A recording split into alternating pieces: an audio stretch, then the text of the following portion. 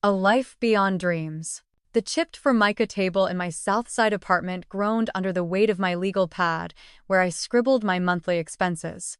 Rent, utilities, preschool night classes, groceries, insurance, the list grew longer than my paycheck could stretch. I was 33, a single mom to Ethan, my 4-year-old, with a superhero obsession and a laugh that kept me going. But the numbers did not care about his smile. They demanded every penny, every hour, leaving no room for dreams. Worse were the whispers at work, the sideways glances, calling me a gold digger for saying I would only date a man who could cover his share. Not because I craved wealth, but because I could not carry another's burden. Not again. My life was not about love songs or starlit promises. It was about keeping Ethan safe, our bills paid, and my heart from breaking under the weight of it all. I was not always this practical. My name is Sarah, and a decade ago I was an English major in a Chicago coffee shop scribbling poetry and dreaming of a novel that would echo through generations. I fell for Ryan, a guitarist with a grin like summer and plans as fleeting as clouds. He spoke of a cabin in the woods, a life fueled by love and music. I believed him, my heart young and foolish. When I got pregnant, he promised to step up, but promises do not buy diapers or pay hospital bills. By the time Ethan was born, Ryan was gone chasing gigs in Nashville, leaving me with a newborn and a stack of debt. I learned then that love alone could not hold a family together. It needed structure, sacrifice, a willingness to face the grind. I rebuilt from the ashes. I took a job as an administrative assistant at an accounting firm, typing memos and answering phones for a paycheck that barely covered our needs. I enrolled in night classes for a second degree in information technology, hoping a tech job would lift us out of this endless cycle of scraping by.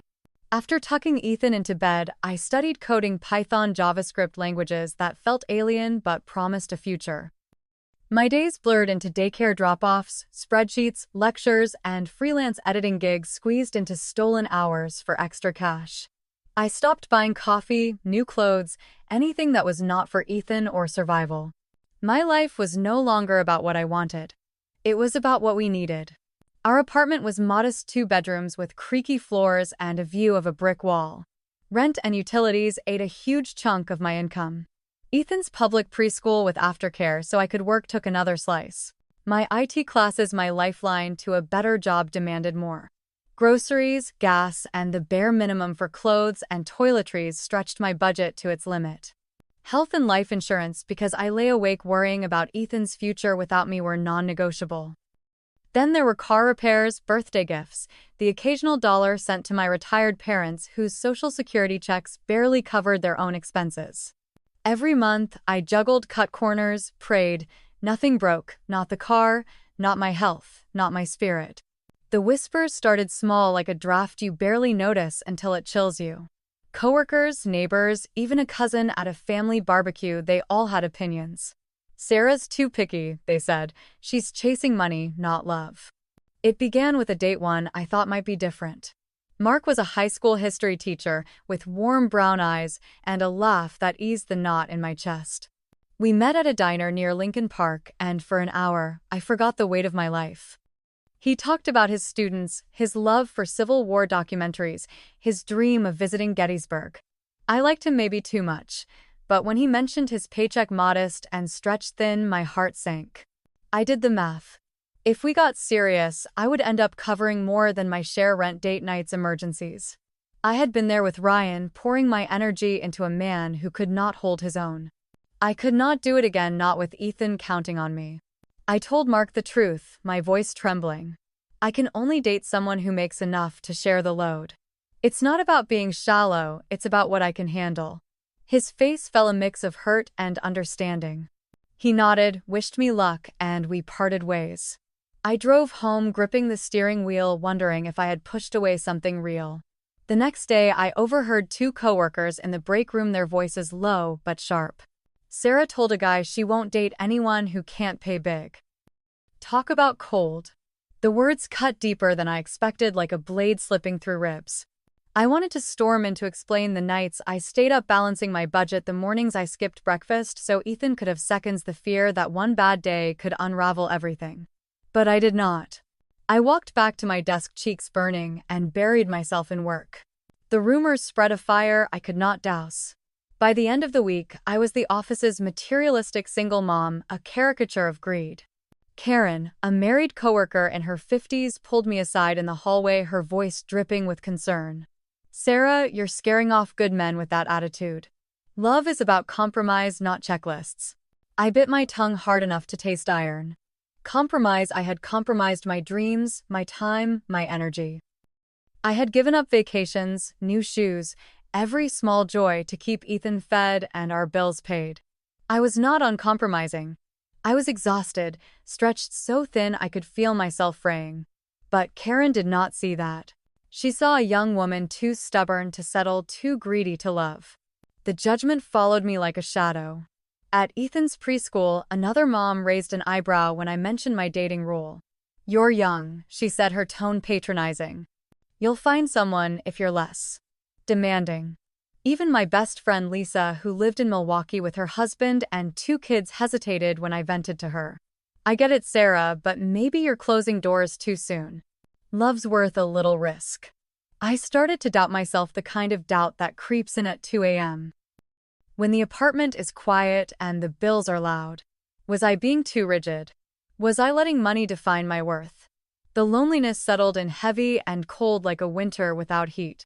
I missed adult conversation, the spark of connection, the hope that I could share my life with someone who understood. I wondered if I was doomed to choose between love and stability, if the two could ever coexist. I tried to push through, to focus on Ethan and my studies, but the whispers grew louder, more personal. They followed me to the grocery store, where a cashier I knew from church gave me a knowing look when I paid with coupons. They echoed at family gatherings, where an aunt asked, "Still holding out for a rich guy, Sarah?" I smiled, deflected, but each comment chipped away at me, a slow erosion of my confidence. I started avoiding office small talk, keeping my head down, eating lunch at my desk. I stopped going to preschool events unless they were mandatory, afraid of the pitying glances from other parents. I felt like I was shrinking, becoming smaller to avoid the world's judgment. The breaking point came at a company picnic, a sunny Saturday at a park near Lake Michigan. Ethan was playing with other kids, his laughter a bright spot in my chest, a reminder of why I kept going. I was sipping lemonade, chatting with a coworker, Tom, a senior accountant in his mid-40s. He was single-friendly, and for a moment I thought maybe this was a chance to connect. Then he leaned in, a smirk curling his lips. "Heard you're looking for a sugar daddy." "High standards, huh? Good luck with that." The words hit like a slap, sharp and public. Heads turned, conversations paused. I felt the eyes of my colleagues, their silent agreement that I was greedy, shallow, unworthy of love. Ethan ran up, tugging my hand, oblivious to the tension. "Mommy, come see the slide." I forced a smile, mumbled an excuse to Tom, and walked away, my vision blurring with tears I refused to let fall. In the car, Ethan asked, "Mommy, why are you sad?" I swallowed hard. "I'm okay, buddy, just tired." But I was not okay. I was done being judged for wanting a life that did not break me. That night, after Ethan was asleep, I sat at the kitchen table, the legal pad open to my endless list of expenses.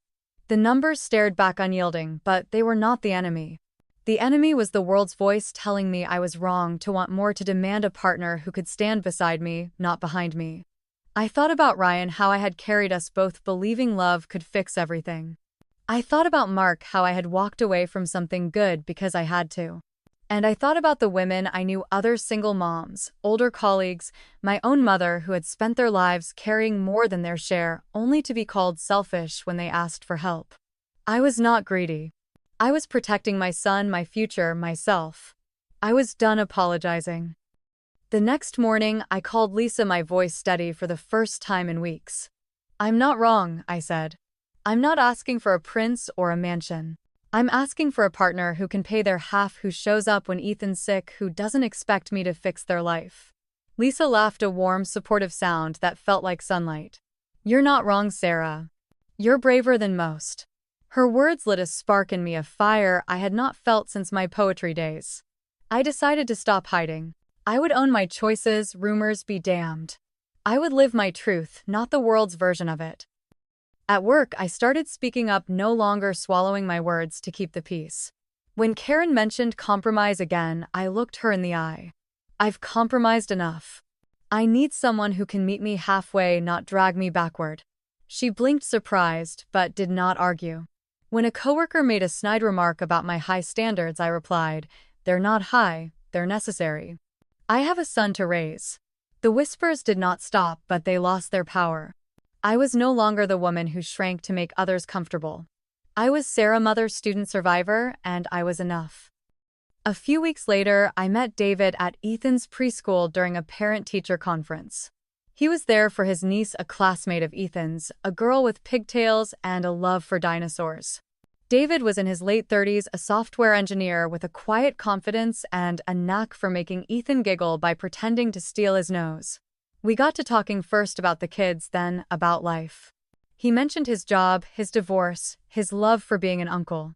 I liked his calm, the way he listened without rushing to fill the silence. When he asked me out for coffee, I hesitated, then decided to be upfront. "I need to be clear," I said, my heart pounding. "I only date men who can share the financial load. It's not about status, it's about keeping my son safe and our lives stable." David nodded, his expression steady. "That makes sense. You're being real about what you need." For the first time, someone did not flinch, did not judge, did not walk away. I felt a weight lift, a hope I had not dared to feel. We started dating, taking it slow, building something grounded in reality, not fantasy. David was not flashy or overly romantic. He did not write poems or promise the moon. But he showed up steady and sure in ways that mattered. When Ethan caught a fever, David brought electrolyte drinks and stayed so I could finish a coding assignment. When my car refused to start, he drove me to work and found a mechanic who would not overcharge. He talked about money the way I did, not as the center of life, but as a tool to build security.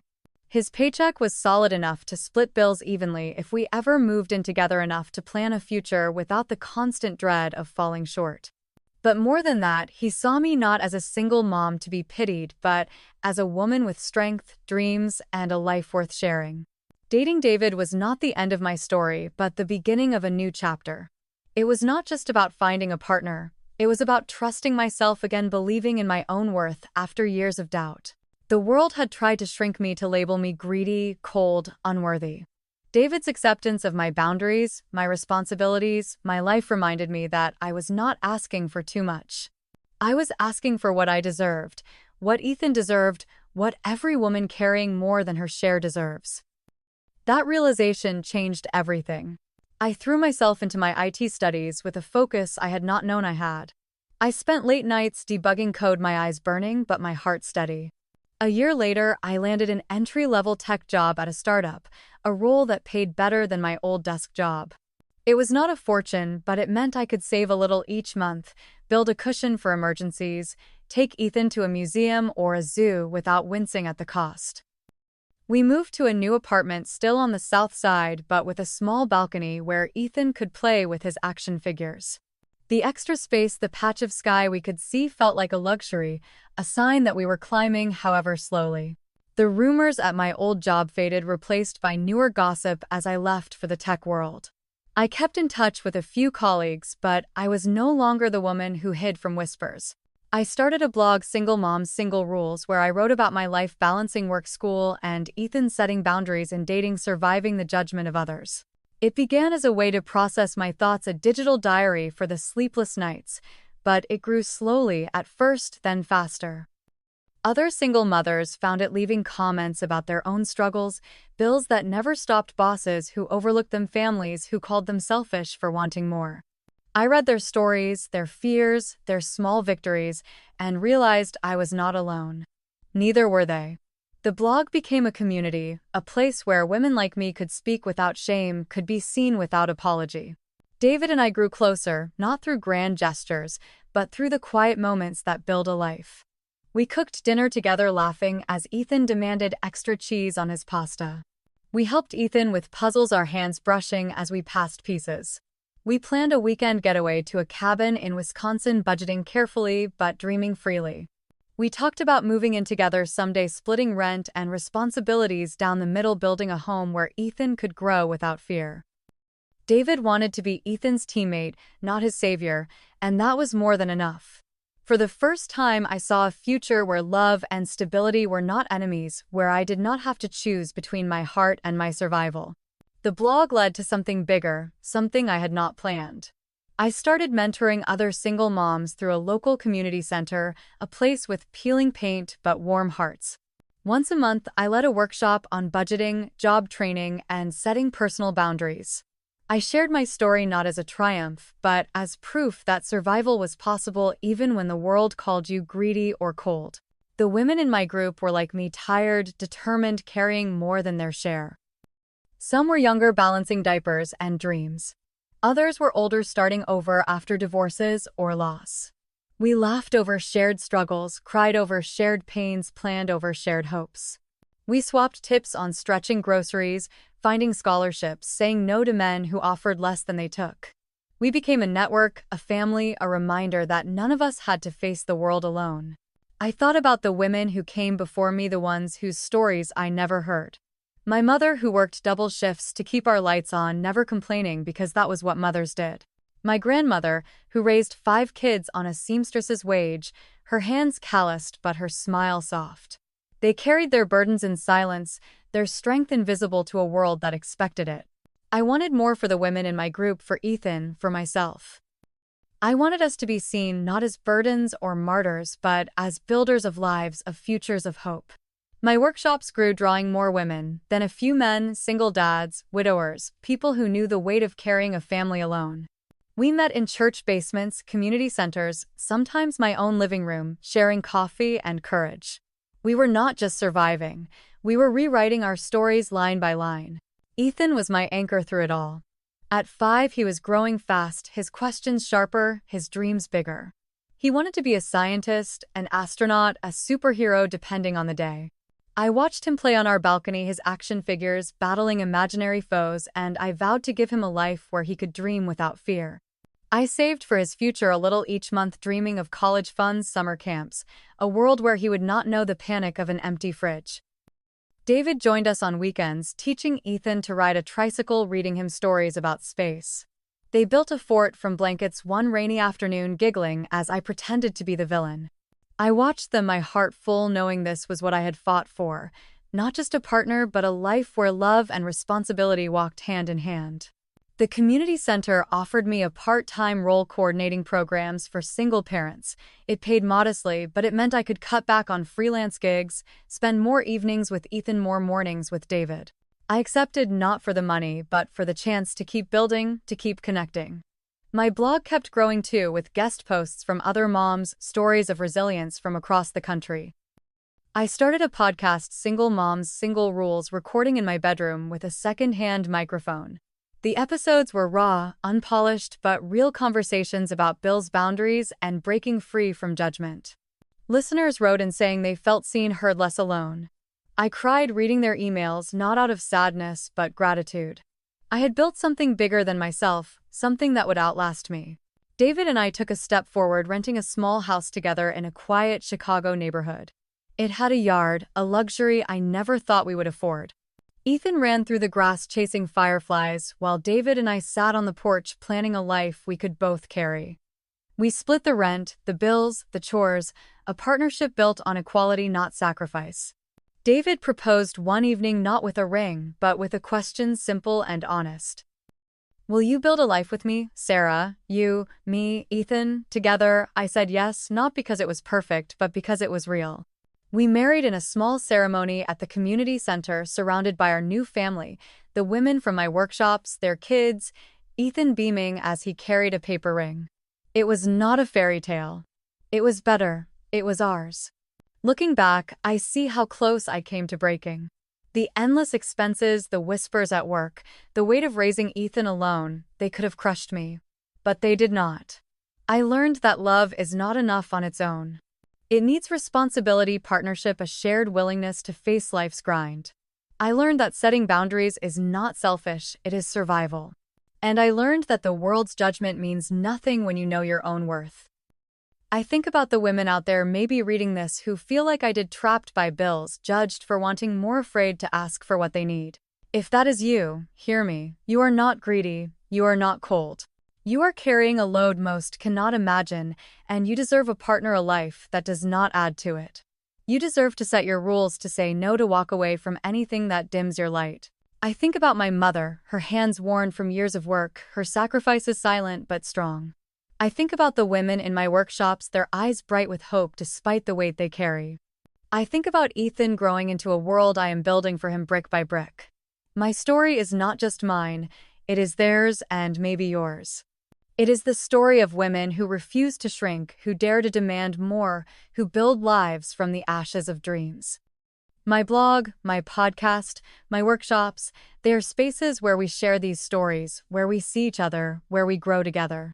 If you are a mother, a sister, a woman who has ever felt invisible, I invite you to join us at Single Moms Single Rules. Visit our website, read our stories, share your own. Join our workshops, our podcast, our community where no one has to apologize for wanting a life that holds them up, not pulls them down. Tell your story, your struggles, your victories, no matter how small. Let us build a world where no woman carries more than her share, where no child grows up in fear, where no dream is too big to chase. Because you are not just surviving. You are building a future for yourself, for your children, for the women who come after you. And that is a story worth telling, a life worth living, a legacy worth leaving.